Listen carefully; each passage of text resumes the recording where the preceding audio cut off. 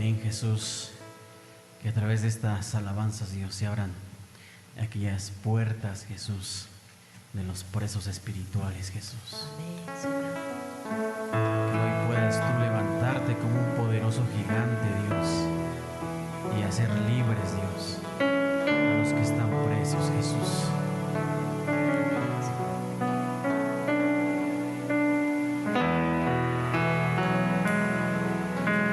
Me librará del cazador, de la peste, del destructor. Con sus plumas me cubrirá y debajo de sus alas viviré. Me librará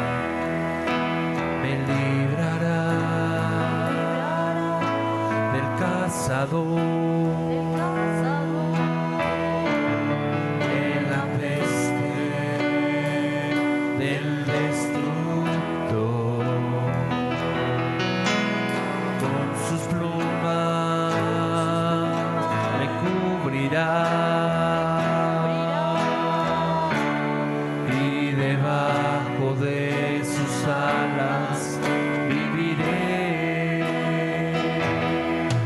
Yo diré al Señor, esperanza mía y mi castillo, mi Dios en quien confiaré. Yo habito al abrigo del Omnipotente, yo moro bajo las sombras del Altísimo. Caerá a mi lado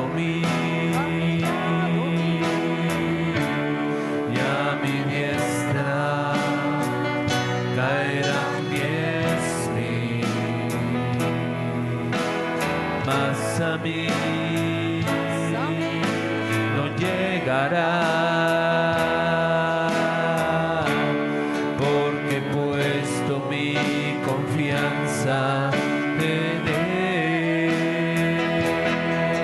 Yo diré al Señor, esperanza mía y mi castillo, mi Dios en quien confiaré. Yo habito al abrigo del Omnipotente, yo moro bajo la sombra del Altísimo. Yo habito al abrigo del Omnipotente, yo moro bajo la sombra del Altísimo. Tú nos librarás, Jesús, nos librarás del lazo del cazador, Señor, Así es, Señor. de la peste del destructor. Tú nos librarás también, Señor, porque tus plumas nos cubrirán Amén, Jesús. y debajo de tus alas viviremos, Jesús amado. Así es. Amén, así es, Jesús, aleluya. Amén. Me librará del cazador, de la peste, del destructor. Con sus plumas me cubrirá y debajo de sus alas viviré. Yo diré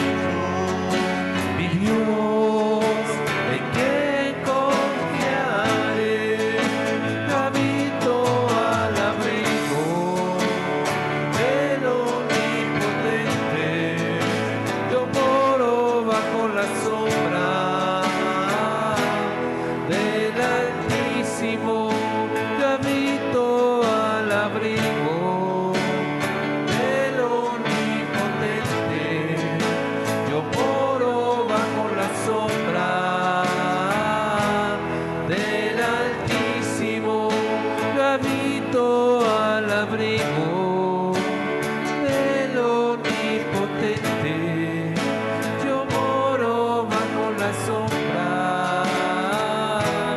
del Altísimo.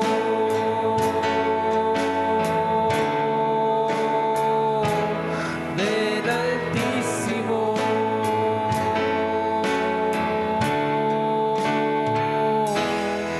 Del Altísimo. Tú eres nuestro Altísimo, Señor. Aleluya. Por eso te alabamos y te glorificamos tu santo nombre, Jesús. Amén y amén. Porque tú no duermes, Señor, sino que estás al cuidado de tu remanente, Jesús. No duerme el que cuida al remanente, los ojos del Señor van delante de Israel, Él va delante de su siervo, no duerme el que cuida a su pueblo Israel. Tú no duermes, Jesús, tú estás al pendiente, Señor. No duerme el que cuida al remanente, los ojos del Señor van delante de Israel, Él va delante de su siervo, no duerme el que cuida a su pueblo Israel. Nos alegramos en ti, Jesús. Amén. Y yo me alegraré en su salvación. Y yo me alegraré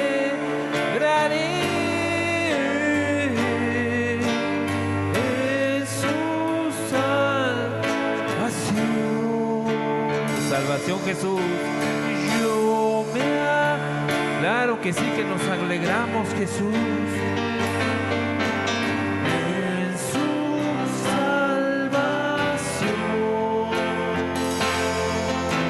Y yo me alegraré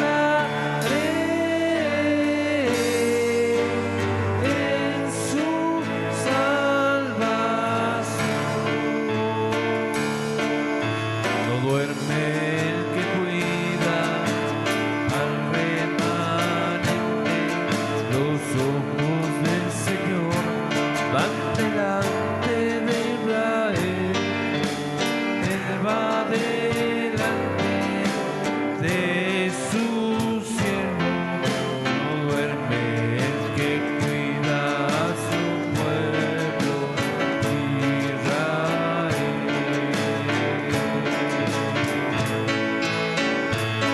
No duerme el que cuida al remanente, los ojos del Señor van delante de Israel, Él va delante de su siervo, duerme el que cuida a su pueblo Israel. Y yo me alegraré en su salvación.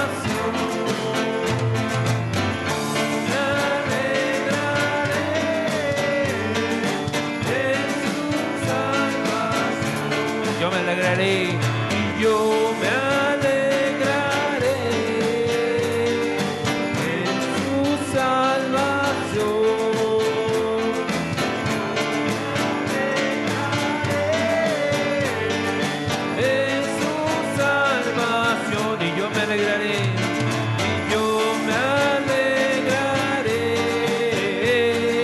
en su salvación, y yo me alegraré en su salvación. Presencia de tu pueblo te alabaré, en la congregación te exaltaré. Hay poder cuando tu pueblo se junta, exaltar a su Dios en unidad. Con mis hermanos yo te exalto, con mis hermanos te alabaré. En la presencia de tu pueblo te alabaré, en la congregación te exaltaré. Hay poder cuando tu pueblo se junta, exaltar a su Dios en unidad. Con mis hermanos yo te exalto, con mis hermanos te alabaré. En la presencia de tu pueblo te alabaré, en la congregación te exaltaré. Hay poder cuando tu pueblo se junta, exaltar a su Dios en unidad. Con mis hermanos yo te exalto, con mis hermanos te alabaré. Yo me alegré con los que me decían, a la casa de Jehová iremos. Yo me alegré con los que me decían, a la casa de Jehová iremos. Yo iré, a la casa de Jehová yo iré. Yo iré, a la casa de Jehová yo iré. Yo me alegré con los que me decían, a la casa de Jehová iré. Yo me alegré con los que me decían, a la casa de Jehová. Yo iré, a la casa de Jehová yo iré. Yo iré, a la casa de Jehová yo iré. Los que esperan en Jesús, los que esperan en Jesús, como las águilas, sus alas levantarán. Como las águilas, sus alas levantarán. Caminarán y no se cansarán, correrán, no se fatigarán. Nuevas fuerzas tendrán, los que esperan en Jesús. Nuevas fuerzas tendrán, los que esperan en Jesús.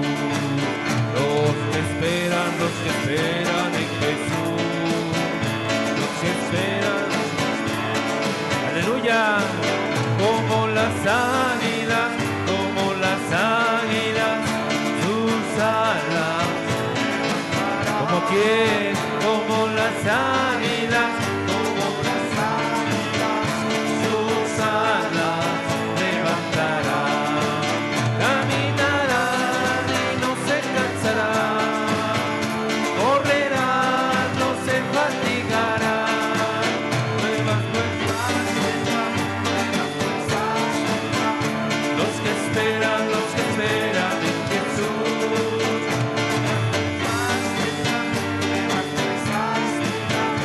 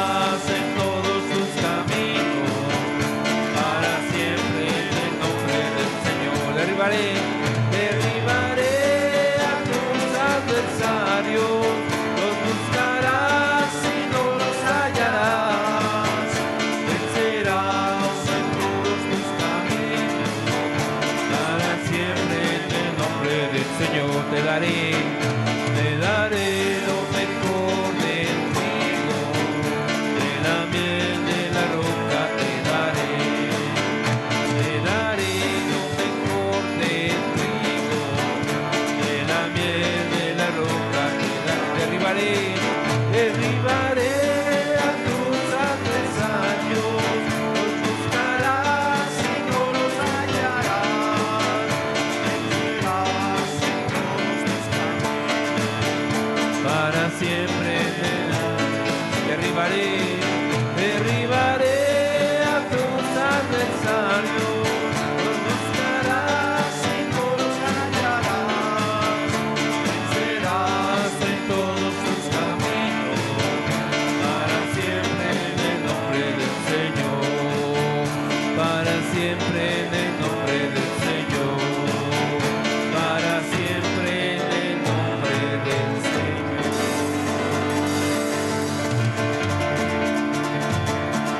Amén, Jesús.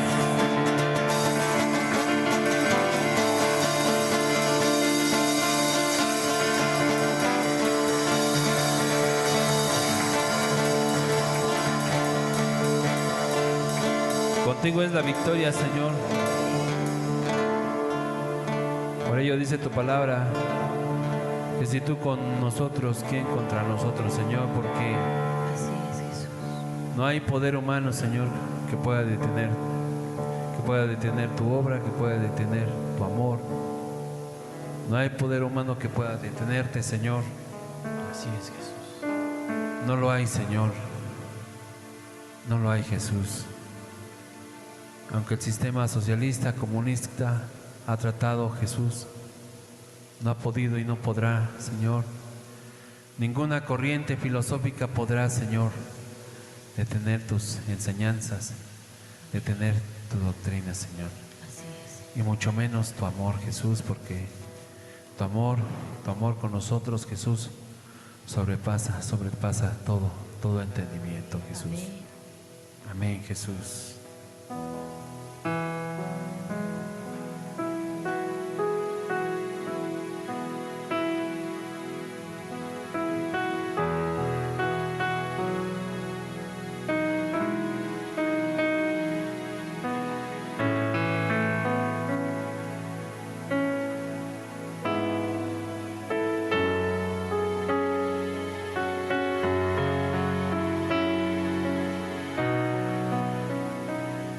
Amén, Jesús.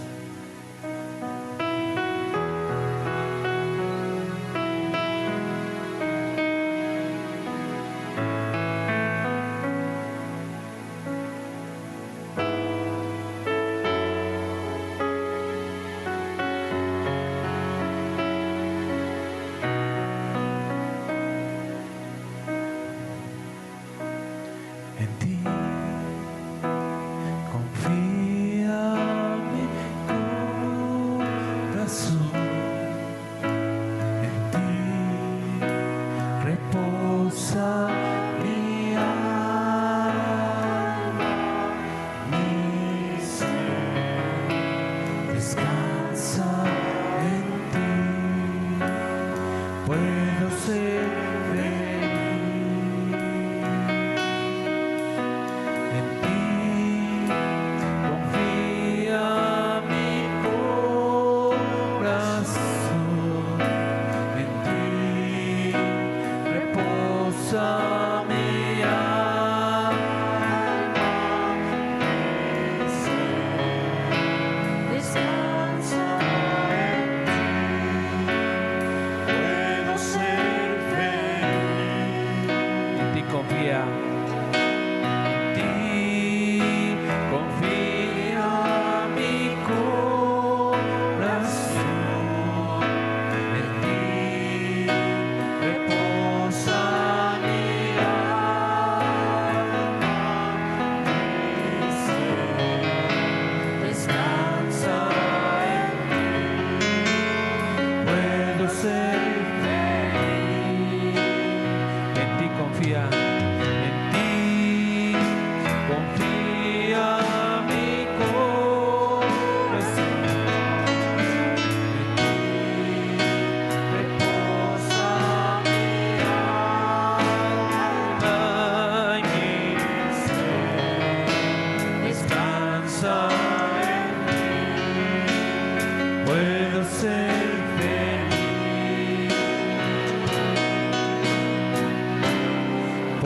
sé que estás obrando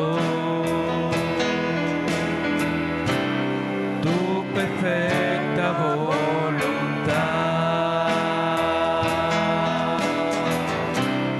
porque sé que estás obrando tu perfecta voluntad. En ti confía mi corazón,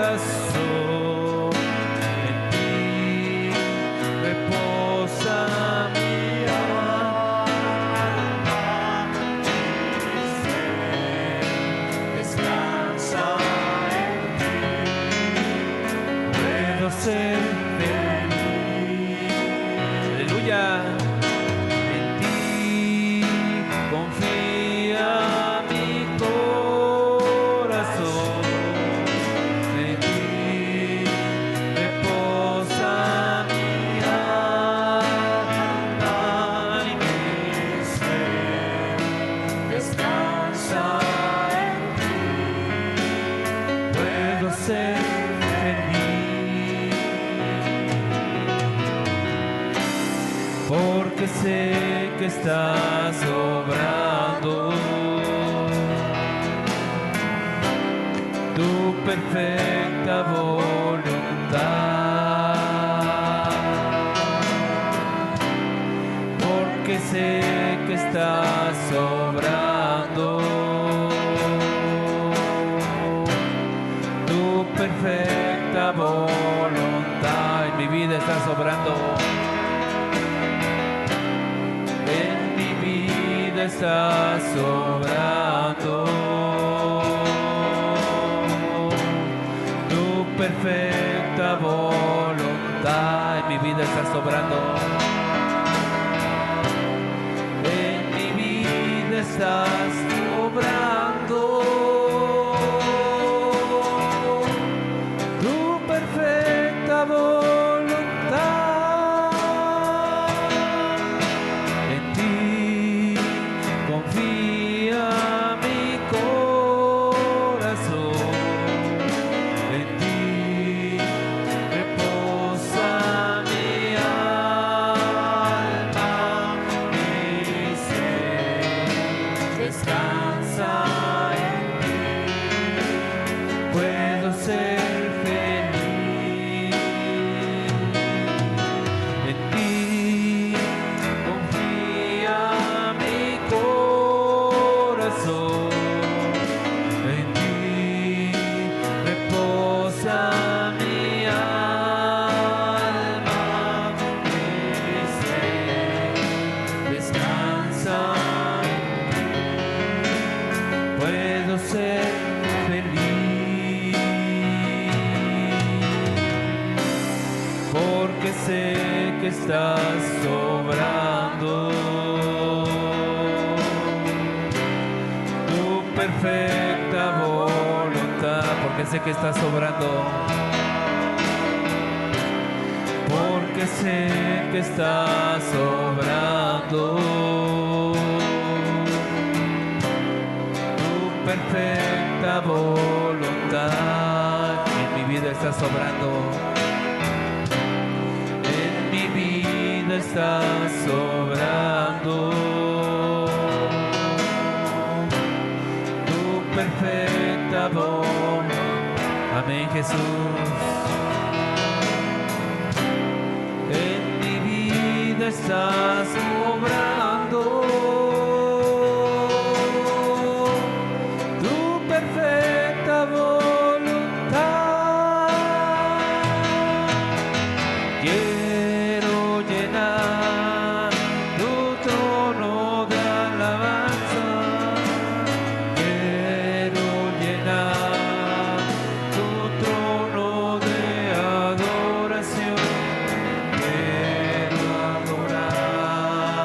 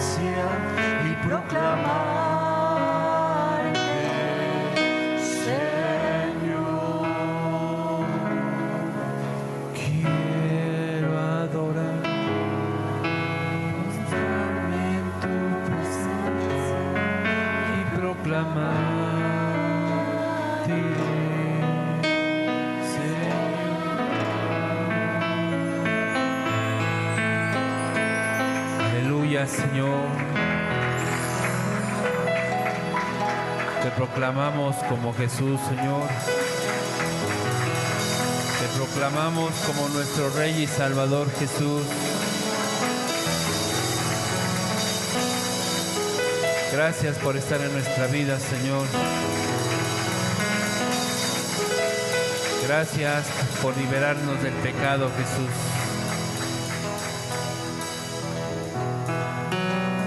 Gracias, Señor.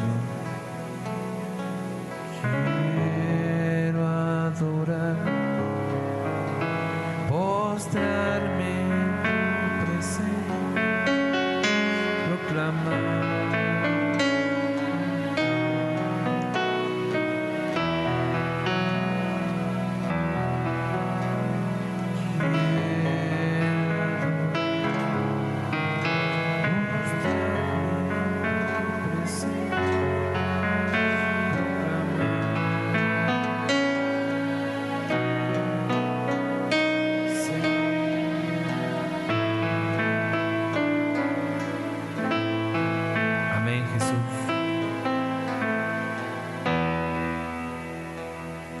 Jesús. Amén, Señor. Aleluya. Aleluya, Jesús. Amén. Aleluya. Bien, buenos días. Sean todos bienvenidos. Pues vamos a comenzar con nuestra enseñanza del día de hoy. Pues esperando que sea de bendición para cada uno de ustedes. Vamos a comenzar leyendo un pasaje en la Biblia. Vamos a leer la parte final una parte intermedia después de la coronación de Jesús, de la bienvenida o del recibimiento de Jesús en Jerusalén como un rey, como lo estudiamos la semana pasada. El día de hoy vamos a dar lectura en el capítulo 12 del Evangelio de Juan, verso 21, y en este pasaje, pues de aquí va a salir el título de nuestra enseñanza. Dice Juan 12, 21, estos pues se acercaron a Felipe, que era de Betsaida de Galilea, y le rogaron diciendo, Señor, quisiéramos ver a Jesús. Repito, dice, estos pues se acercaron a Felipe, que era de Betsaida de Galilea, y le rogaron diciendo, Señor, quisiéramos ver a Jesús. Este es el título de nuestra enseñanza el día de hoy. El título es, queremos ver a Jesús. ¿Quién quisiera ver a Jesús el día de hoy? Amén, ¿verdad? Y también pues una responsabilidad grande, porque el propósito de las enseñanzas, de todas las enseñanzas en sí, no solamente de esta, en la cual el título es Queremos ver a Jesús, sino en todas las enseñanzas que se comparten, el principal objetivo es que cada uno de ustedes pueda ver a Jesús.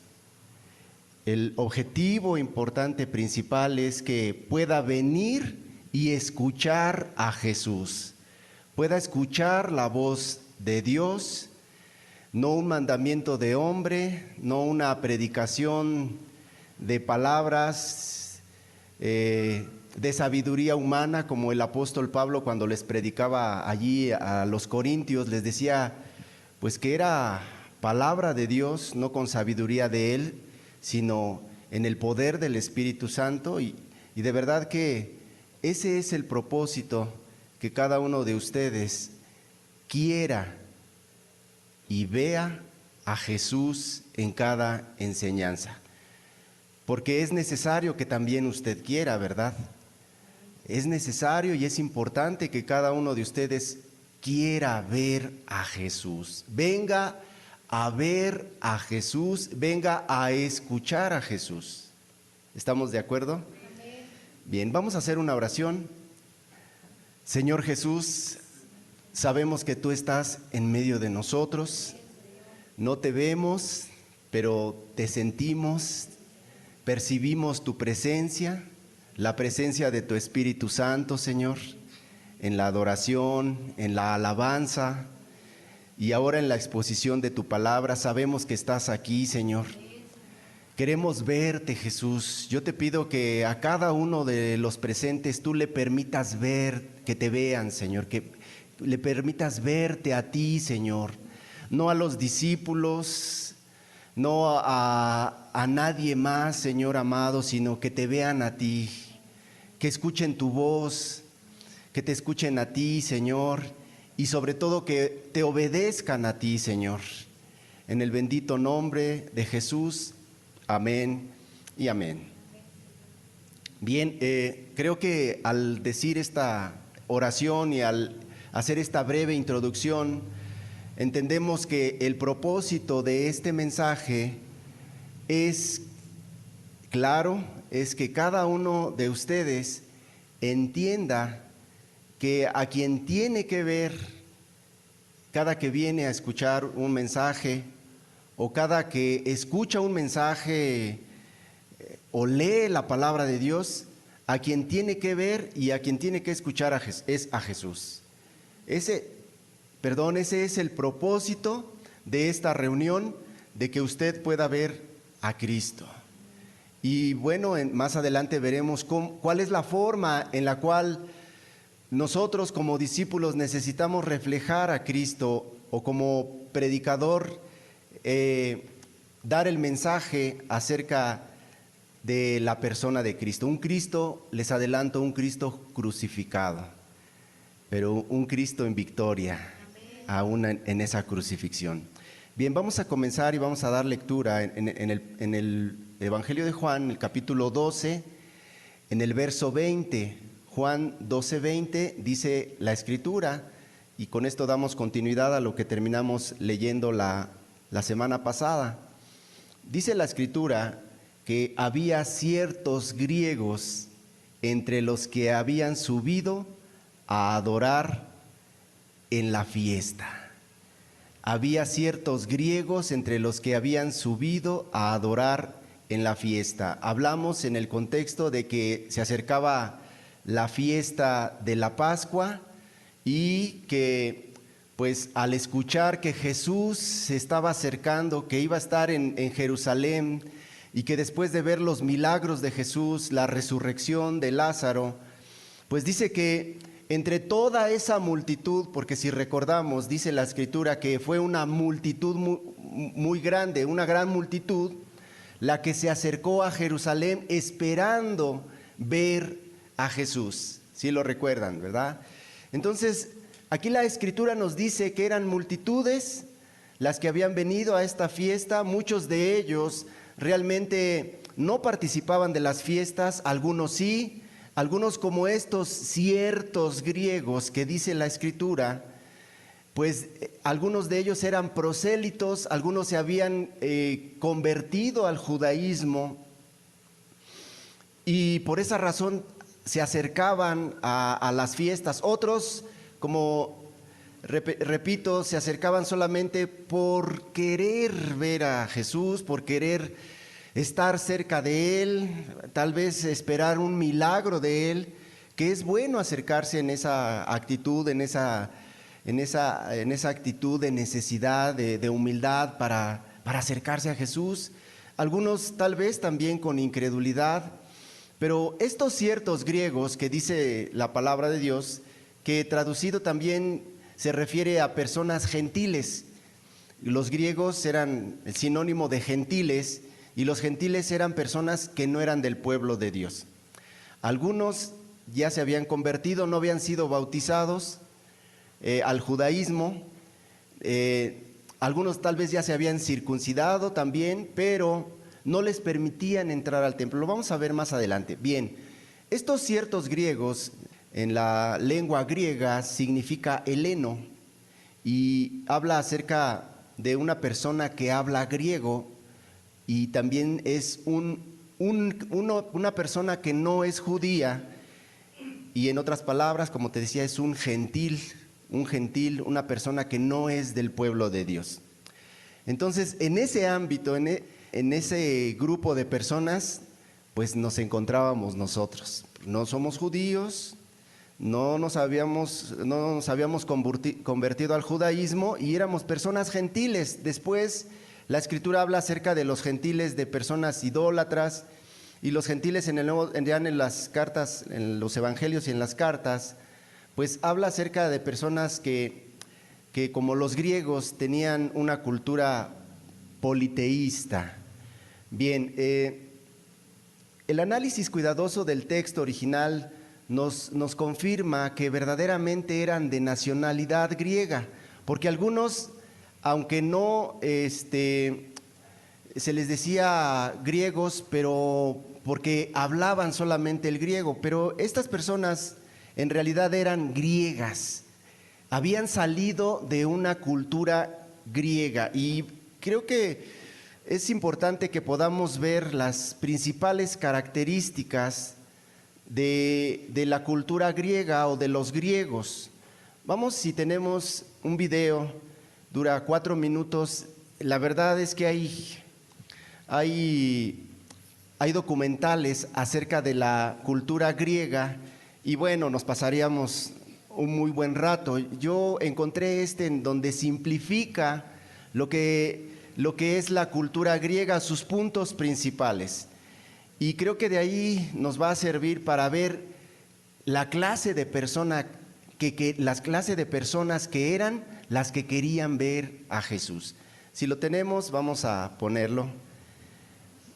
5 cosas que deberías saber sobre la antigua Grecia. La civilización griega surgió sobre el año 1200 a.C., en un lugar privilegiado, entre el mar Mediterráneo y el mar Egeo.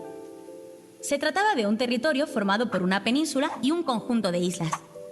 Los griegos fueron un pueblo colonizador.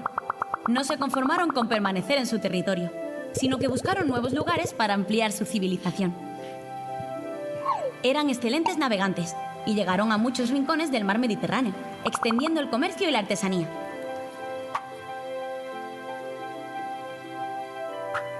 Los griegos llamaban a las ciudades polis, y cada una tenía su propio gobierno.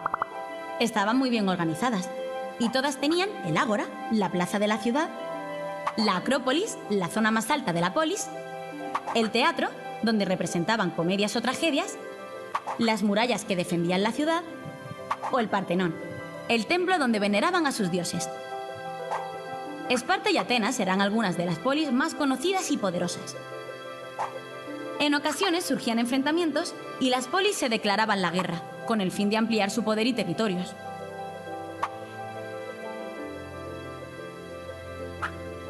La sociedad griega se dividía en 2 grupos, los ciudadanos y los no ciudadanos.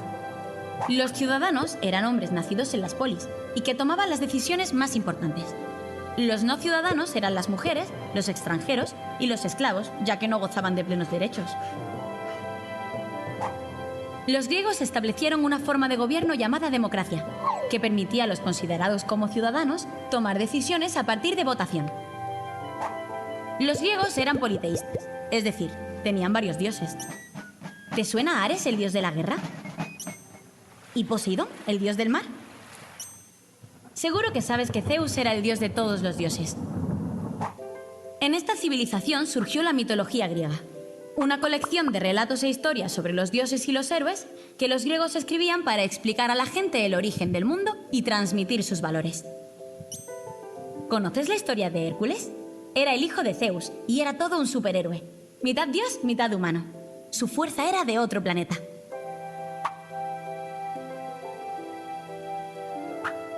Los griegos eran tremendamente curiosos y estaban muy preocupados por conocer todo lo que sucedía a su alrededor, desde la naturaleza hasta el propio ser humano. Así surgió la filosofía, que en griego se traduce como amor a la sabiduría. Algunos de los filósofos más conocidos fueron Platón o Aristóteles. También en este periodo hubo importantes matemáticos, como Pitágoras o Arquímedes, que trataron de aplicar la geometría a las construcciones y los números a la vida de las personas. Su interés por la inteligencia y el conocimiento hizo que la civilización griega se extendiera por todo el Mediterráneo.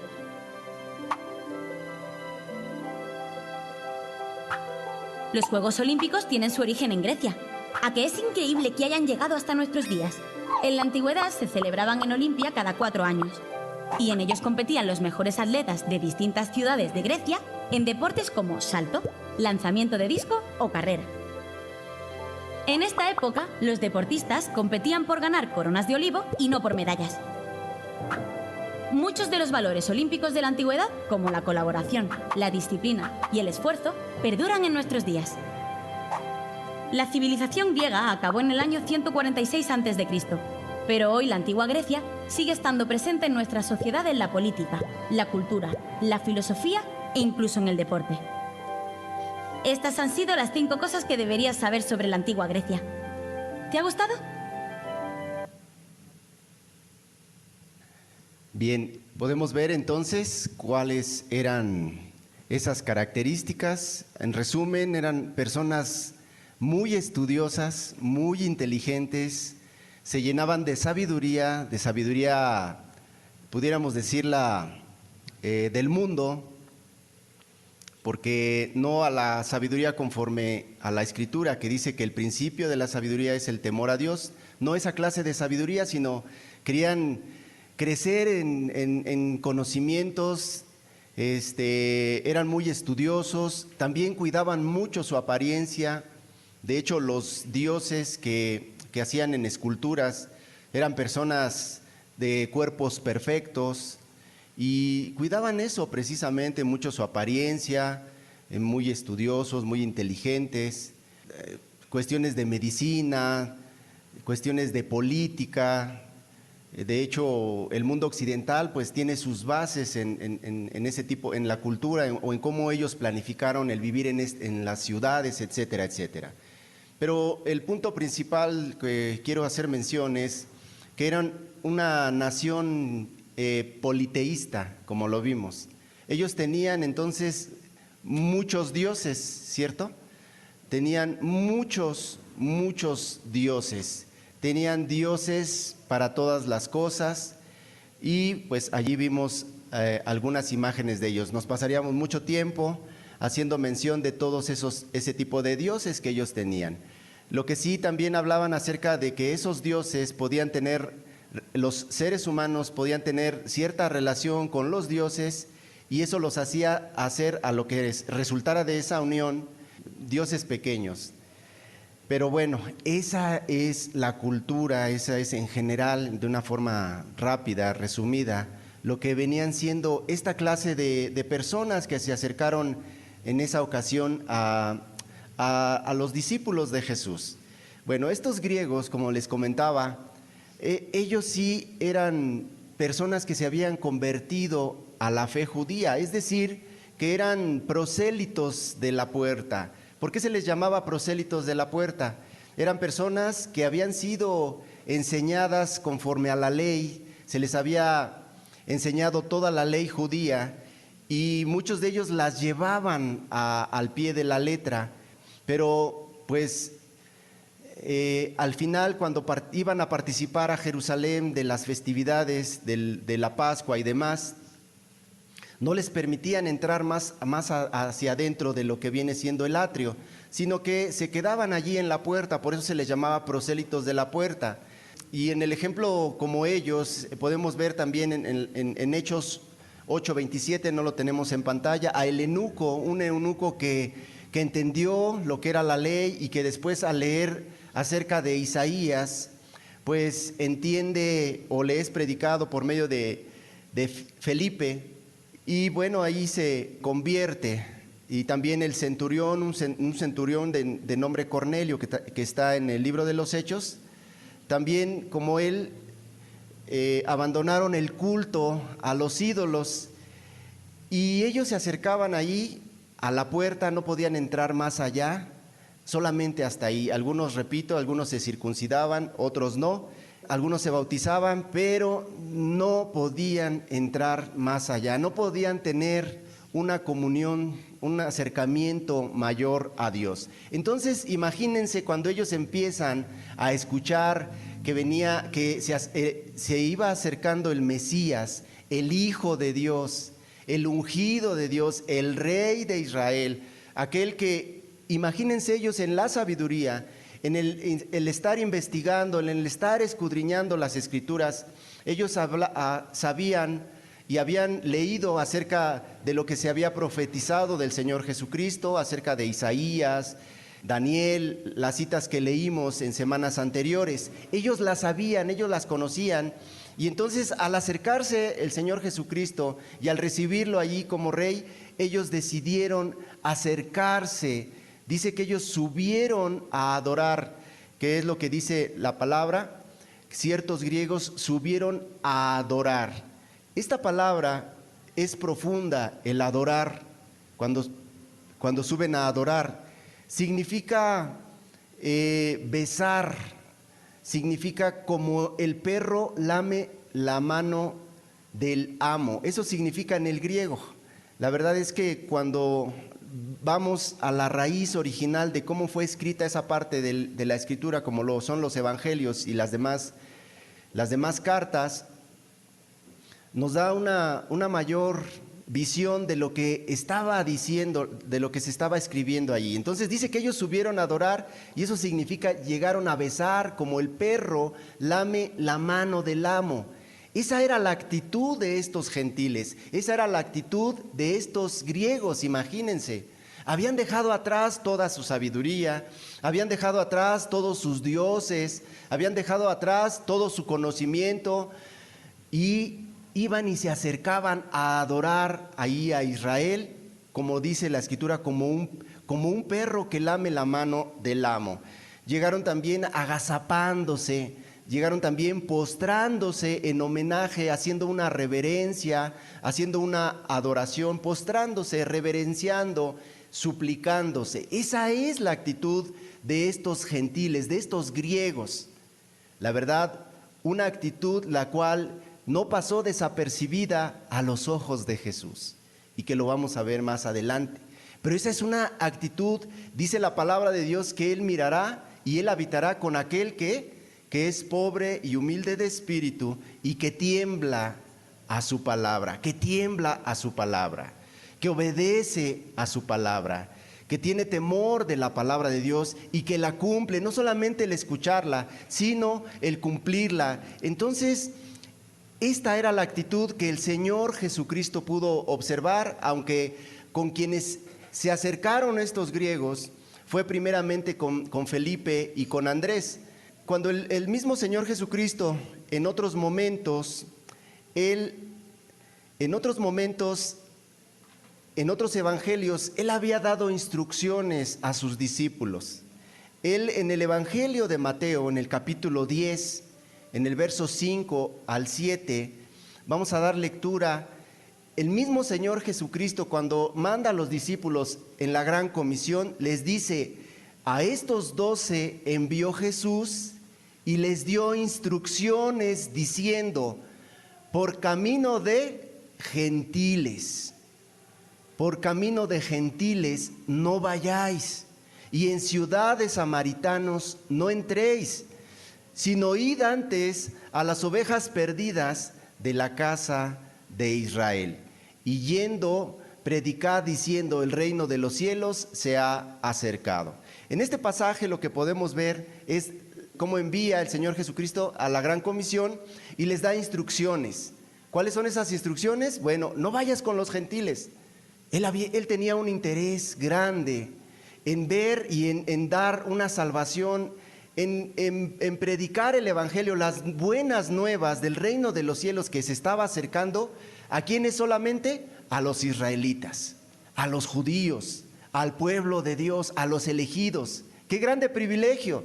Veremos adelante que ellos no le dieron el peso, no le dieron la importancia a este cuidado de parte de Dios para con ellos. Dice también en el Evangelio de Mateo, en el capítulo 15, verso 24, también haciendo referencia a quienes tenía que ir a predicarles los discípulos. Él respondiendo dijo, en este caso él había sido enviado, dice: no soy enviado, sino a las ovejas perdidas de la casa de Israel. El Señor Jesucristo entonces no es que se contradiga, después lo veremos, que no es que se contradiga que Él vino a buscar y a salvar a todos los que se habían perdido. Sí, ciertamente aquí dice que Él había sido enviado primeramente a las ovejas perdidas de la casa de Israel. Y si Él hubiese seguido con esta instrucción, con esta instrucción de parte de Dios de haber sido enviado solamente a las ovejas perdidas de la casa de Israel, ¿qué habría sido de nosotros? ¿Qué habría pasado con nosotros? Estaríamos perdidos, ¿verdad? Estaríamos perdidos porque entonces Jesucristo no habría venido a predicar a los gentiles y después, bueno, esta gran comisión se la compartió, se la dio la carga al apóstol Pablo y hasta el día de hoy podemos ver que el evangelio es para toda lengua, raza, tribu, nación, etcétera, etcétera. Gracias a Dios. Es para todos. A nadie excluye Dios, lo veremos más adelante, pero por mientras, lo que se está entendiendo es que Dios le concede al pueblo de Israel el gran privilegio de conocerlo, de acercarse a Él. Jesús quería que fuera conocido como el Hijo de Dios, como el Salvador del mundo, pero dice la Escritura que a los suyos vino y los suyos no lo recibieron, no lo reconocieron como el Rey del cielo. En Juan capítulo 12, verso 21, seguimos dando lectura. Dice, estos pues se acercaron a Felipe, que era de Betsaida de Galilea, y le rogaron diciendo, Señor, quisiéramos ver a Jesús.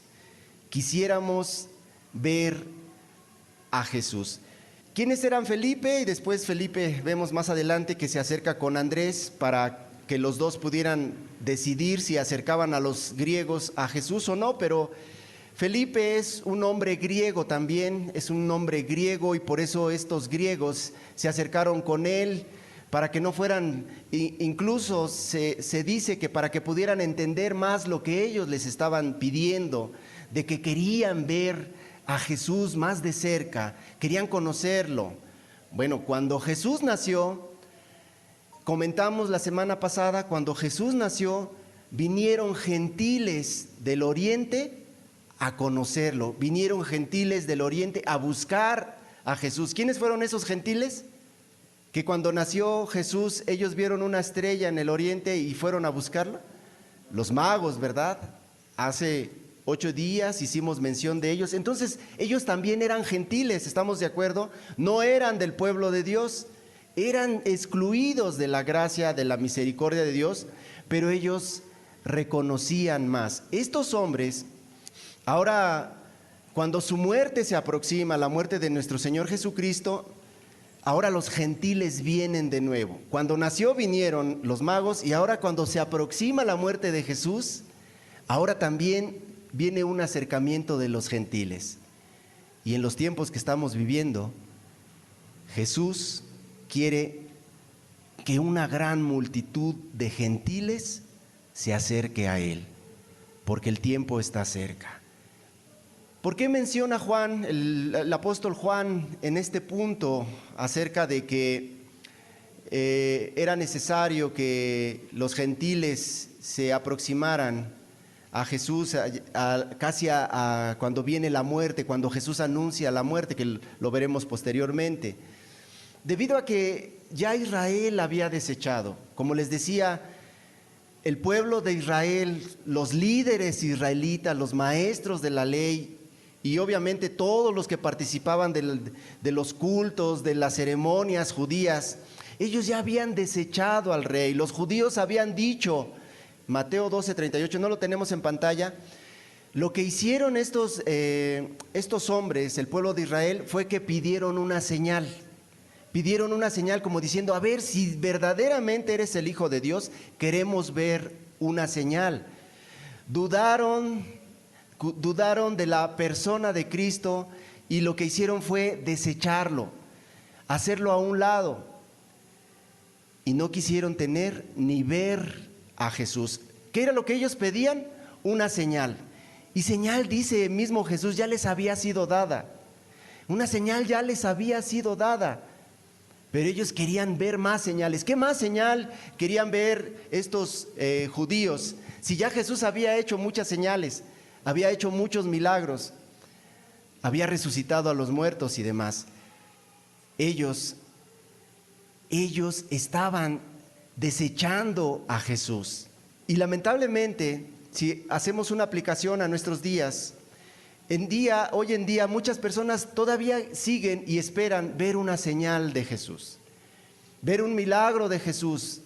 Quieren ver cómo resucita un muerto, tal vez quieren ver nuevamente milagros, y que ciertamente sigue habiendo los milagros. Pero como lo hemos comentado, el milagro más grande es cuando Dios abre el corazón.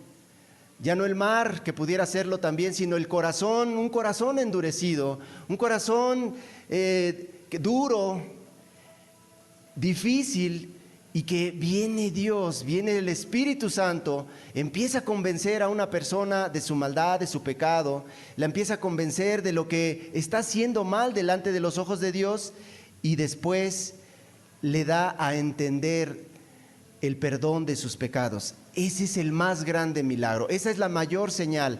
Pero estas personas quieren ver esa señal.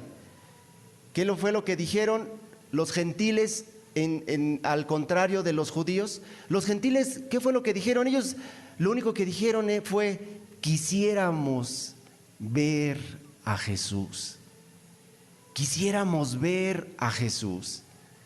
Y todos quisiéramos ver a Jesús. Podemos y quisiéramos que cada uno de ustedes pudiera entender ese momento en esa historia, poder visualizar la imagen, poder ver y entender que en ese momento era necesario, si se quería experimentar la gracia de Jesús, poder acercarse a Él. Y se imaginan, estos hombres no perdieron la oportunidad. ¿Qué fue lo que le dijeron? Señor, le dicen a Felipe como un título de simple cortesía. Le dicen: Señor, haciendo mención a Felipe, dice: queremos ver a Jesús. Queremos ver a Jesús. Y hace un rato les preguntaba: ¿quiénes quieren ver a Jesús? ¿Quiénes se acercan en una reunión como esta, o en una predicación, en la lectura, en la lectura de la Biblia que tú tienes, que espero que tengas, que puedas ver a Jesús, que puedas escuchar a Jesús, que puedas entender cómo te está hablando Jesús a ti de una forma personal? Cuando se tiene la actitud de estos griegos de decir: queremos ver a Jesús, quiero ver a Jesús. Se cuenta de un púlpito allá en una congregación en otro país, que en el púlpito dice en unas palabras: queremos ver a Jesús. Y yo también es algo que he orado a Dios para decirle: Señor, que cada uno de los que viene pueda ver a Jesús en la palabra, en la exposición de la palabra, que cada uno pueda ver a Jesús allí en la alabanza, tener una visión preciosa de Él bajando y ministrándote de una forma especial y personal. Muchas veces cuando se cierran los ojos, pero se abren los ojos del corazón y tienes una experiencia, una intimidad con Jesús, sabes, tenlo por seguro que puedes experimentar la presencia de Dios. Esto no es místico, esto no es una cuestión de emociones ni de sentimientos, esto es algo muy real. Y precisamente es la única forma en la cual se puede presentar a Jesús. La única forma legítima de presentarte a Jesús y que tú lo veas es como lo dice la Escritura. Muchos lo ven, al platicar con algunas personas, muchos lo ven ya glorificado, pero ¿sabes? Lo ven glorificado pero con unas marcas en las manos. Muchos lo ven glorificado no como lo maneja la iglesia, la religión tradicional allí en el altar, pero muchos lo pueden ver con las manos traspasadas, los pies traspasados, el costado también traspasado. Y esa es la única y forma legítima de presentar a Cristo, dando su vida por cada uno de nosotros. En 1 Corintios, en el capítulo 1, verso 23, capítulo 1, primero de Corintios, capítulo 1, verso 23, dice, pero nosotros predicamos a Cristo crucificado. Esa es la única forma legítima de presentarte a Jesús. Hay quienes lo predican como el Hijo del Rey, como el Hijo de Dios Todopoderoso, lleno de riquezas, sí, lleno de poder, con muchas riquezas, con muchos bienes, y ese no es la forma legítima de presentar a Cristo. De decir es que eres hijo de un gran rey y como tal, pues tienes que ver por los bienes, tienes que ver por las riquezas, tienes que ver por la prosperidad de este mundo. Ese no es la forma legítima de predicar a Cristo, sino lo que dice aquí en 1 de Corintios 1:23 dice, pero nosotros predicamos a Cristo como crucificado. Para los judíos ciertamente fue un tropezadero. Fue un tropezadero, y para los gentiles dice que fue locura. Para los griegos entonces, para muchos de los griegos, al ir a predicarles el apóstol Pablo, como aquí lo está haciendo en la primera carta a los Corintios, dice que cuando se acercó, llegó a predicar ¿a quién? A un Cristo crucificado, a un Cristo que fue a morir por los pecados de toda la humanidad. Y los judíos ciertamente fue ese tropezadero. No, eso fue un impedimento para que los judíos y es un impedimento para que los judíos hasta el día de hoy les siga tropezando. Y no se hable todavía reciben más a Jesús como un profeta los judíos que a Pablo. A Pablo lo aborrecen. A Pablo los judíos lo consideran un traidor, porque él era judío, era fariseo de fariseos. Él conocía la ley, pero cuando viene y tiene un encuentro con Jesús, esa intimidad con Él, entonces lo ven como su enemigo. Y esto dice que era tropezadero para los judíos. Y para los gentiles, una locura. En nuestros días, como gentiles que somos, o como gentiles que éramos, depende de la condición en la cual tú te encuentras, a muchos todavía les es locura. Les es locura, como lo está diciendo el apóstol Pablo. Es locura que cómo es posible que por la muerte de un ser humano voy a tener una libertad.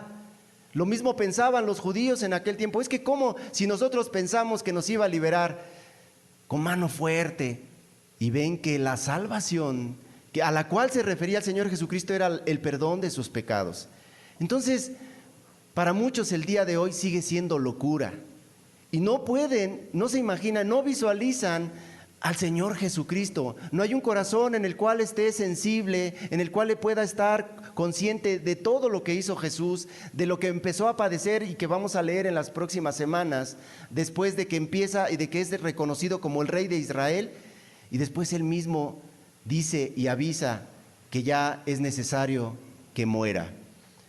Para los gentiles, para muchos gentiles, el día de hoy es locura. Es locura el hablar de la crucifixión de Jesús. Es una locura, y por eso muchos, desafortunadamente, no pueden encontrar el perdón de sus pecados. Porque dice la Escritura que sin derramamiento de sangre no hay perdón de pecados. Pero como para ellos es locura, pues obviamente no viene esa limpieza de sus pecados por medio de la sangre de Cristo, que es la única que tiene poder para limpiar el pecado. No hay nada más. No es con jabón ni con lejía, como dice la Escritura, sino con la sangre de Cristo que tiene poder. Dice también en 1 de Corintios, en el capítulo 2, en los versos 1 y 2, dice, así que, hermanos, cuando fui a vosotros para anunciaros el testimonio de Dios, no fui con excelencia de palabras o de sabiduría, pues me propuse no saber entre vosotros cosa alguna, sino a Jesús y a este crucificado. O sea, esa fue la única forma. Él se propuso que para ir a anunciar el testimonio de Dios, no fue con excelencia de palabras, no fue con su sabiduría propia, sino que se propuso ir a predicar a Cristo y a este crucificado. Esa ese fue el evangelio que el apóstol Pablo llegó a predicar a todo lugar. Ese evangelio fue el que predicó en todas las ciudades y en el cual poco a poco, por la fe, empezaron a creer y empezaron a levantarse iglesias en cada una de estas ciudades a donde iba el apóstol Pablo. Bien, entonces estos griegos no deseaban a ver a Cristo simplemente por la curiosidad de saber cuál sería su presencia física. Ellos tenían algo más que esa curiosidad por conocer a Jesús. Tampoco tenían el deseo de persuadirle, es que los judíos te van a matar. Los judíos, mira, si te encuentran, van a hacer algo en contra de ti. No, ese no era el deseo de los griegos, de estos gentiles, al persuadir a Jesús. Jesús tenía muy claro a qué iba a Jerusalén, sino que ellos tenían un cierto deseo. Tenían un deseo de conocer algo de la salvación y del reino de Dios. Ese sincero deseo que tuvieron estos gentiles, ese deseo se debe de experimentar el día de hoy en tu corazón. Un deseo sincero de conocer la salvación de Dios, la salvación de tus pecados. El que tú puedas ser libre de tus pecados, de que tú puedas conocer el reino de Dios, ese reino de Dios que Jesús estaba proclamando, y entonces decidirse también de una vez y entregarse a Dios, seguirle a Cristo. Entonces se tiene que tener un deseo sincero de conocer la salvación. Si muchas personas vienen solamente por la idea de congregarse, por la idea de escuchar un sermón, de acallar la conciencia, de complementar el día domingo y no de venir a escuchar un mensaje para alcanzar y buscar la salvación de Dios, del reino de los cielos, del cual Jesús proclama, es un tiempo perdido. Es un tiempo perdido y que definitivamente pueden pasar años tras años tras años sin encontrar la salvación de Dios, porque no hay un sincero deseo de conocer esa salvación. Comentamos que de los 12 años en adelante las mujeres, de 13 años en adelante los varones, es responsabilidad de cada uno buscar su salvación, buscar la salvación con diligencia, buscar la salvación. Y es que no se trata de una cuestión emocional, no se trata de una cuestión sentimental, no se trata de sentires, no se trata de conveniencias. Es que sí me conviene porque me va a ir bien. Es que, es algo que es un sentimiento. No es sentimental, no es emocional, ni se trata de quedar bien con alguien. Es para quedar bien con mis papás, es para quedar bien con el hermano, con la hermana, es para quedar bien conmigo mismo, porque así yo quedo bien conmigo mismo, con mi propia conciencia, y se acalla mi conciencia. Es que hoy fui a la reunión, aleluya, hoy fui a la reunión. ¿Y eso qué? Cuando no hay un sincero deseo de alcanzar la salvación, viene a ser un tiempo perdido. Fíjense que al hablar de que no es de emociones, ni de sentimientos, ni por conveniencia, platicando con una persona, una congregante, hace muchos años, yo tenía poco que estaba en la iglesia, y en esa ocasión convivimos con una mujer que empezó a congregarse. Ella venía de otro lugar, venía de otra congregación, y al tener una convivencia un domingo por la tarde, compartimos los alimentos con ella, y hablábamos acerca del bautismo, de bajar a las aguas, de ser bautizada, de recibir el Espíritu Santo, porque cuando se bautiza y uno emerge, uno sale de las aguas, recibe el Espíritu Santo, y el Espíritu Santo dice que nos conduce a toda verdad, nos guía, nos guarda, nos alerta del pecado. Está el fruto del Espíritu: gozo, paz, templanza, mansedumbre, dominio propio, etcétera. 8 características del fruto del Espíritu Santo. Bueno, dice que cuando ella estaba en una congregación, en una religión, y hablando de los bautizos, dice que a ella pues ya la decidieron bautizarla, ella también decidió bautizarse, y cuando fueron a los bautizos, una persona, el pastor se acerca y le dice: es que cuando bajes a las aguas, tienes que ver a Jesús. Cuando bajes a las aguas, tú tienes que ver a Jesús. Y si tú no ves a Jesús, cuando emerjas de las aguas, entonces quiere decir que no eres salva. Y le preguntamos, le digo, ¿y qué pasó? ¿Qué hiciste? ¿Sí viste a Jesús? Y ella misma contesta que esa pregunta le hizo el pastor, que cuando emergió de las aguas, salió de las aguas, que le dijo el pastor, ¿qué pasó? ¿Sí viste a Jesús? Y que la mujer le dice, sí lo vi. Bueno, es más, hasta un cafecito me eché con él. Emociones. Cuando no hay un genuino arrepentimiento y cuando a una persona se le lleva a ser sumergida en las aguas, el agua en sí no limpia, el agua en sí no purifica a las personas. Es la sangre de Jesús. Y por eso les decía que no es de emociones, porque a esta persona, a esta mujer, pues ¿qué fue lo que dijo? No, es que si no salgo del agua, entonces ahí me voy a quedar hasta que vea a Jesús, y si no lo veo, pues me voy a ahogar. Entonces por eso dice, no, sí lo vi, y hasta un cafecito me tomé con él. Pareciera broma, ¿verdad?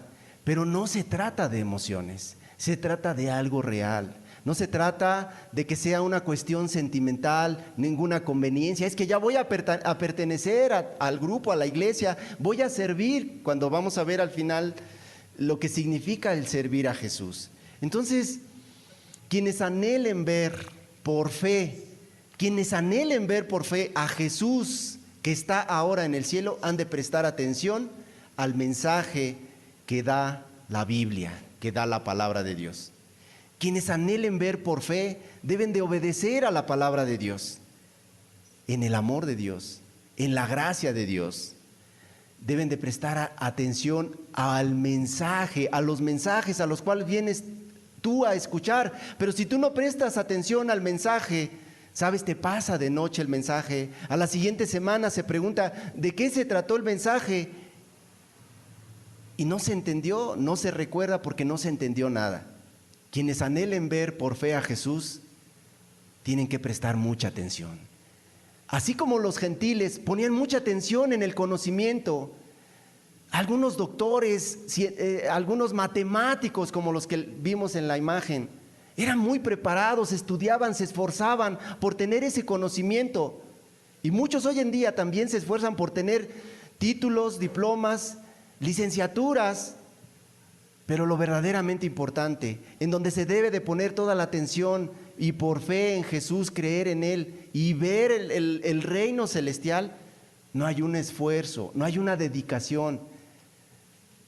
Se toma muy a la ligera y es lo más importante, la salvación de Dios. Juan 12:22 dice también que Felipe fue y se lo dijo a Andrés. ¿Qué fue lo que hizo? Se respaldó. No hizo las cosas él solo. También Andrés era un discípulo de Jesús con un nombre griego también. Entonces ellos se respaldan. Y estos dos discípulos de Jesús siempre estaban acercando a la gente a Jesús. Como que esa era su función. Ellos veían quién se acercaban a Cristo, a Jesús, tal vez al enfermo, al paralítico, etc. Entonces, ellos aquí, dice que Felipe fue y se lo dijo a Andrés. Entonces, Andrés y Felipe se lo dijeron a Jesús. Pero entonces, fíjense, el llegar estos griegos a Cristo por medio de Felipe y de Andrés, nos da a entender que los 12 discípulos vienen a ser un instrumento para conocer a Jesús. Sí, son un medio. Los discípulos son el medio para poder llevar a las personas a conocer a Jesús. Pero no es el fin solamente conocer a los discípulos. No era el propósito. ¿Se imaginan estos gentiles llegar y conocer a Andrés, conocer a Felipe, y en ese momento decir, bueno, ya los conocimos a ellos, ahora ya nos vamos? Y se imaginan ustedes si Felipe y Andrés hubiesen decidido por la instrucción que les había dado el Señor Jesucristo en otra ocasión, como lo leímos en el Evangelio de Mateo, que les dijo, no vayan con gentiles, no pasen por casas de gentiles, Entonces ellos se estaban metiendo en un problema. Y si ellos hubieran rechazado a estos griegos, entonces ¿qué habría pasado con ellos? No habrían conocido a Jesús. Entonces son un medio para acercar a las personas a Jesús, pero no debe de ser el fin. El principal objetivo de ti, querida persona, es mirar a Jesús. El discípulo puede estorbar, el discípulo puede interferir en ese acercamiento con Dios, cuando el propósito de los discípulos es que deben de ser usados por Él, por el Señor Jesucristo, en el ministerio de la conversión de los gentiles al Evangelio. Los discípulos debemos de ser entonces esas herramientas, ese medio. Y esa es la función como cristianos, como discípulos de Jesús. Pero cuando no se está haciendo esa función, y es Dios hablando a la iglesia, cuando no se está haciendo la función de llevar las personas que quieren conocer a Jesús, y en lugar de eso se les resiste, se les rechaza, se les aleja de muchas maneras. Imagínense ustedes cuáles, y que tal vez algunos de ustedes ya han pasado alguna de ellas, pero que gracias a Dios siguen estando aquí. Y que qué bueno para que tú puedas conocer a Jesús. Si no se está cumpliendo esa función de acercar a las personas necesitadas a Jesús, entonces no se está cumpliendo el objetivo, no se está cumpliendo la ordenanza, el mandamiento de Dios, la conversión de los gentiles al Evangelio. Allí hay una responsabilidad compartida, porque acabamos de leer que es conocer a Jesús, no venir y conocer a la iglesia, no venir a conocer a los discípulos, porque eso te va a impedir que conozcas a Cristo. ¿Estamos de acuerdo? ¿A qué tipos de hombres se debe de traer a conocer al Cristo crucificado del cual hablamos? A todas las personas, a los enfermos, a los endemoniados, a aquellos que están desamparados, a aquellos que dice el papá, es que ya no tienen ningún remedio, ya no se puede hacer nada con él o con ella. Ya es un caso perdido, ya se le ha dicho una y otra vez, mira, arregla tu vida, mira, corrige esta situación, mira las drogas, mira el alcohol, mira tu pecado. Y muchas veces la promesa, la verdad, una promesa ligera, sí, ya es la última vez, sí, ya te lo prometo. Y ya después se pierde la confianza, ya nadie se cree en esa persona. Son personas desamparadas en los cuales necesitan ser acercados a Jesús, aquellos ciegos, aquellos mudos, aquellos afligidos, aquellos que dudan, hay que acercarlos a Jesús. Gracias a Dios que hay muchos que dudan en acercarse y en venir a buscar a Jesús, y luego hace más efecto doblar la rodilla y pedírselo a Dios, orando a Dios, que estar duro y dale, y ándale, y órale, y vámonos a la reunión, y que si no te voy a dar esto, mira, vamos y te prometo esto otro. No.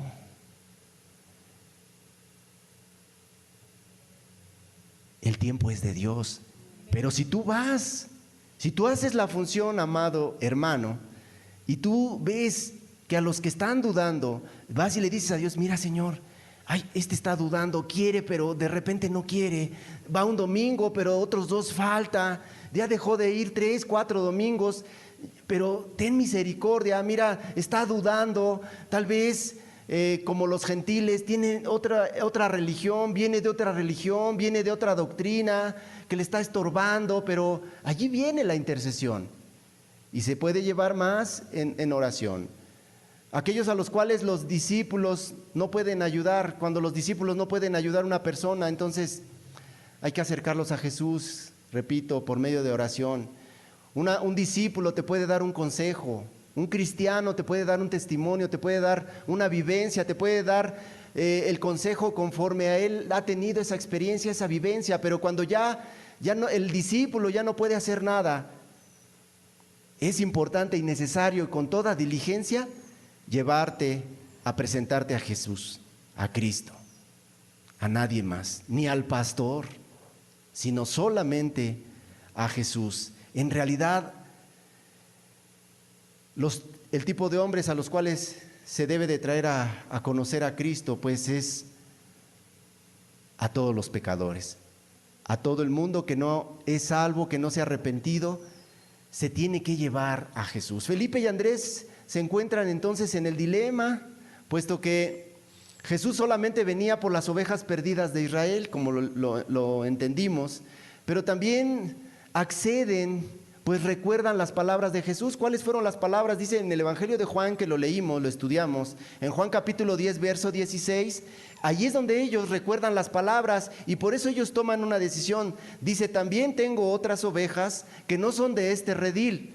Aquellas también debo traer y oirán mi voz. Cuando hablamos acerca del pastor, acerca de las ovejas, quiénes son cabritos. Las ovejas escuchan su voz, dice, y le siguen.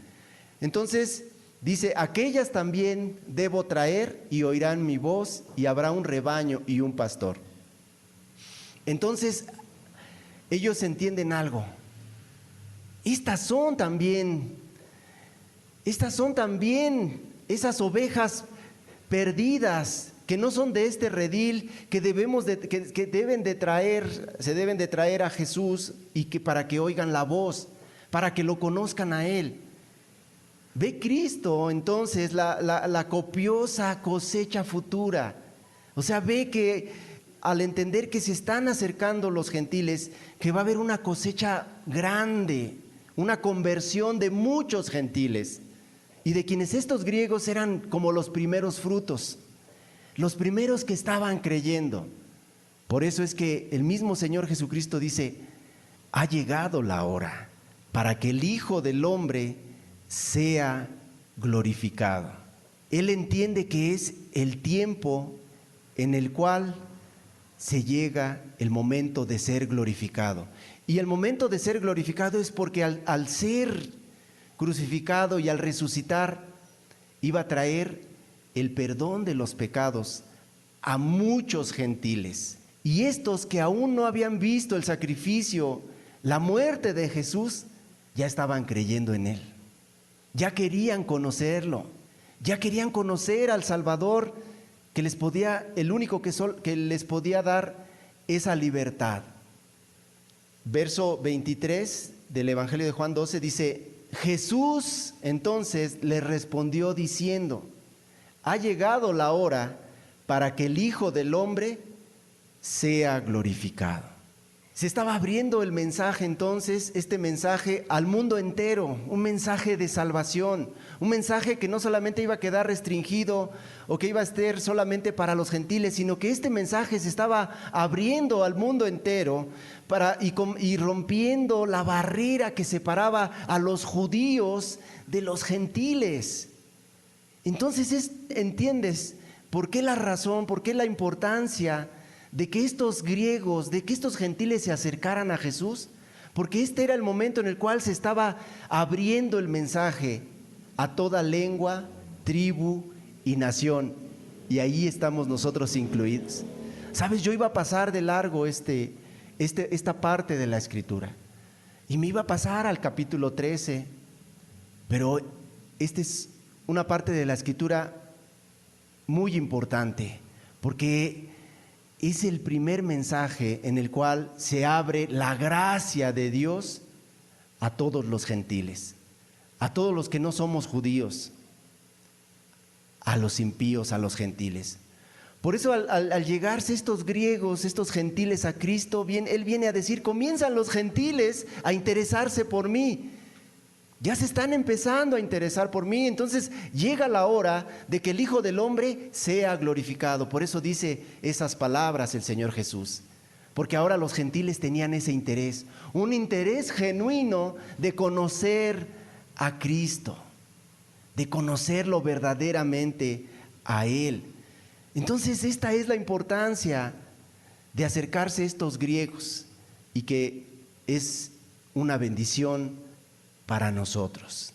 Y bueno, da a conocer el extraño medio por el que viene a hacer este designio de una manera triunfal en la que debía de llevarse a cabo. El medio es la muerte del Redentor, la muerte de Jesús. Y bueno, yo quisiera ver cuál es ese tipo de muerte. Pudiera ser el tema para otra predicación, pero vamos a dar lectura a lo que dice ahora en el verso 24. Y es una forma en cómo él está hablando acerca de que tenía que morir. Verso 24 dice: de cierto, de cierto os digo. El repetir de cierto significa que es algo real, que es algo verdadero, que no es algo, no es una emoción del Señor Jesús, sino que dice: esto es real, esto es verdadero. De cierto os digo que si el grano de trigo no cae en la tierra y muere, queda solo, pero si muere, lleva mucho fruto. ¿Qué pasa con un grano el cual está allí almacenado, el cual está allí en un recipiente o en un costal, y está allí y solamente está almacenado, llega un momento en que por mucho tiempo que está allí, ya después, no, si se echa a la tierra, ya no da vida? La palabra de Dios dice que si el grano de trigo no cae en la tierra, no muere, dice, y muere, queda solo, pero si muere, lleva mucho fruto. Si no cae en la tierra, ahí se va a quedar solo y no va a dar fruto. Pero si muere, y en esto el Señor Jesucristo está haciendo mención a cuál iba a ser la forma en que iba a traer la salvación a todos los gentiles y a todos los judíos, que era necesario que Él muriera y llevar mucho fruto, dice. Dice que entonces no es poco fruto el que va a dar. La muerte de Jesús debe de llevar mucho fruto y deben de ser muchos los gentiles que deben de buscar la salvación, y por eso dice que ahí es donde va a ser glorificado. Y déjame decirte que en esos muchos estás incluido tú. Estás incluido tú. Tú eres ese fruto, el fruto de la aflicción de Cristo, como dice la palabra.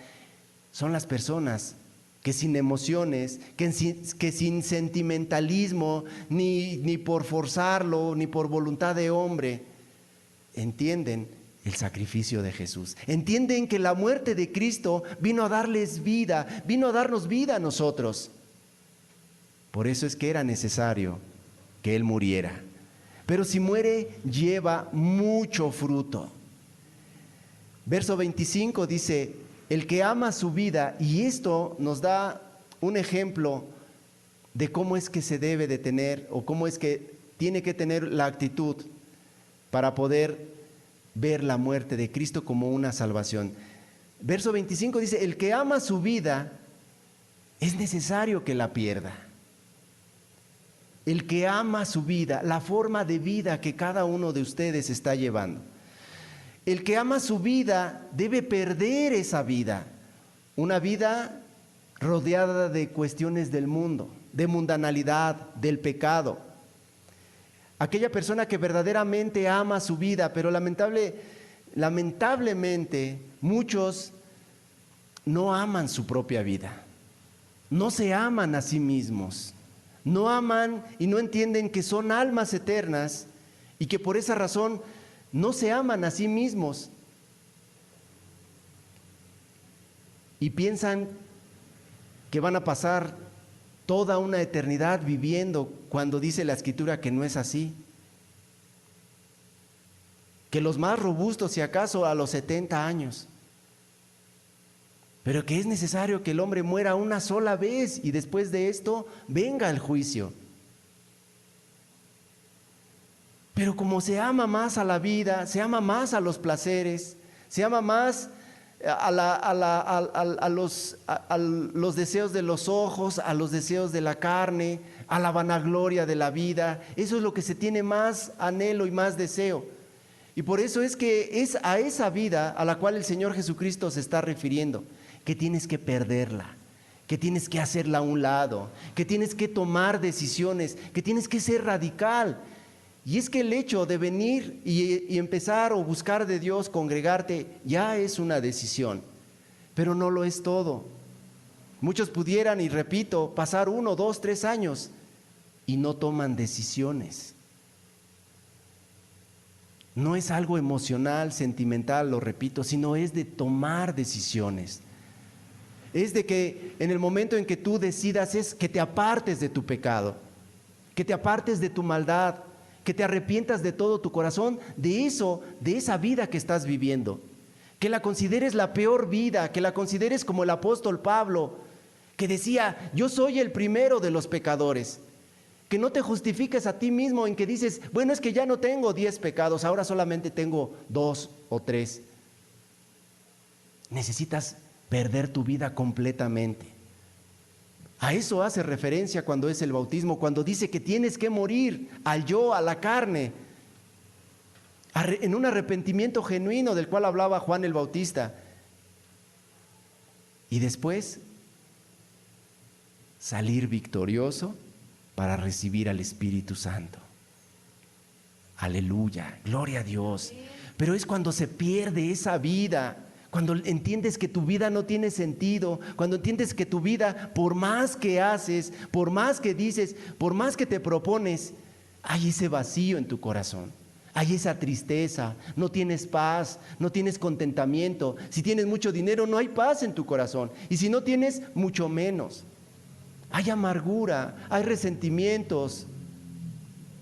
Necesitas perder esa vida. Dice, y el que aborrece su vida en este mundo del cual te estoy hablando, dice, para vida eterna la guardará. Y esa es una eternidad con Cristo. Va a guardar su vida por toda la eternidad. Y la estará guardando Dios. Dios va a estar guardando tu vida. Juan 12:26 dice, si alguno me sirve, sígame. Y está haciendo mención a que no solamente es ver, ir y escuchar a Jesús y conocerlo y quedarse de brazos cruzados. Es seguirlo y es servirlo. ¿Cierto o no? Dice, si alguno me sirve, me tiene que seguir. Hay quienes quieren servir, pero no siguen a Jesús. Y si no siguen a Jesús, entonces, ¿cómo van a poder servirlo? Si no son diligentes a escuchar la voz de Jesús, si no están atentos a las instrucciones de Jesús, entonces, ¿cómo van a poder servirlo si no lo siguen a Él? Si no pisan sobre sus pisadas, las pisadas de Cristo. Si no siguen los pasos de Jesús, Jesús va caminando y el discípulo va atrás allí en esas mismas pisadas. Y esa es la única forma de poder servirlo a Él, siguiéndole. Y dice una bendición tan grande y tan especial, porque dice, y donde yo estuviere, allí también estará, ¿quién? Mi servidor. O sea que es en vano el servir a Cristo, para nada. Pero no debe de ser por conveniencia, debe de ser por amor, debe de ser por convicción, debe de ser por una fe genuina, no una fe de papel, una fe fingida, como decía Pablo a Timoteo, una fe no fingida, porque hay fe que es fingida. Hay muchas personas que dicen tener mucha fe, pero el mismo apóstol Pablo le decía a Timoteo, una fe no fingida, porque una fe fingida es una fe desobediente, una fe que sigue en la práctica de pecado. Debe de ser una fe genuina, una fe en obediencia.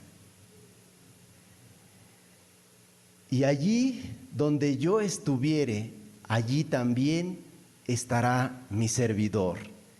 Si alguno me sirviere, dice, mi Padre le honrará.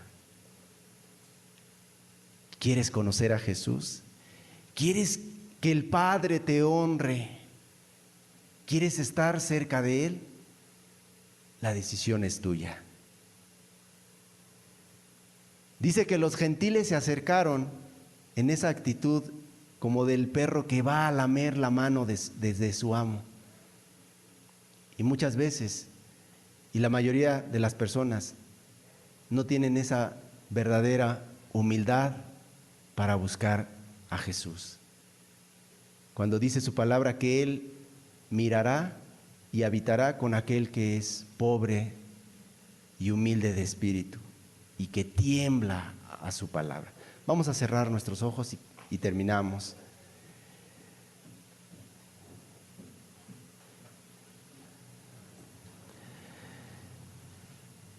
Esa es la actitud de estos gentiles, una actitud de humildad, una actitud de venir y perder su vida, una actitud de humillación, de entender que querían conocer a Jesús para que Él habitara en sus vidas.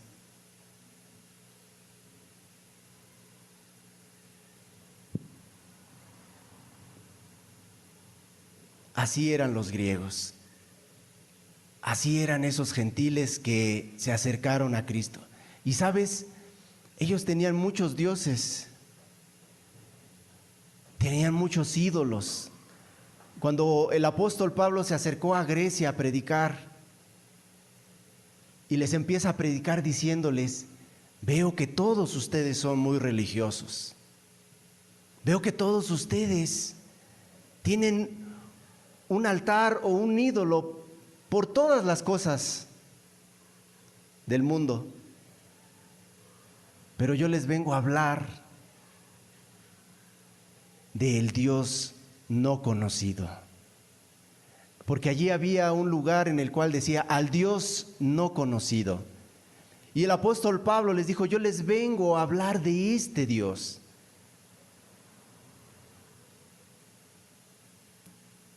Algunos creyeron, pero muchos no creyeron, porque eran muy inteligentes según ellos. Pero Dios prende a los inteligentes, a los sabios, y Dios les dio el entendimiento a los más humildes, a los que tal vez ya no tienen ningún conocimiento, para avergonzar a los que sí lo tienen, para aquellos que consideran que es locura el Cristo crucificado, cuando no es locura. Y así les predicó el apóstol Pablo. Y gracias a Dios que fue extendido el evangelio de Cristo por causa de estos griegos, de estos gentiles, del cual tal vez tú seas aún uno de ellos.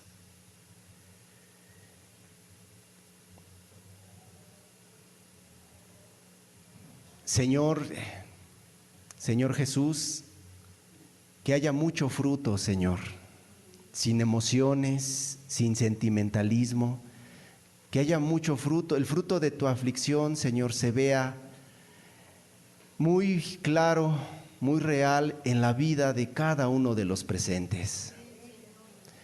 Señor, que pierdan su vida por ganarte a ti, que aborrezcan su vida, Señor, por conocerte a ti, que haya una verdadera humillación por conocerte a ti, por buscarte a ti, Señor, por querer estar contigo, por querer verte a ti. Que haya un verdadero fruto por aquellos que vienen verdaderamente a ver a Jesús, a conocer a Jesús, a dar su vida por Jesús, a perder su vida, esta vida perdida y vacía, por conocer a Cristo. Padre, yo te lo pido que así sea con cada uno de ellos, desde el más chico hasta el más grande, que necesita verte a ti, Señor, en tu precioso nombre, Jesús. Que así sea. Amén y amén.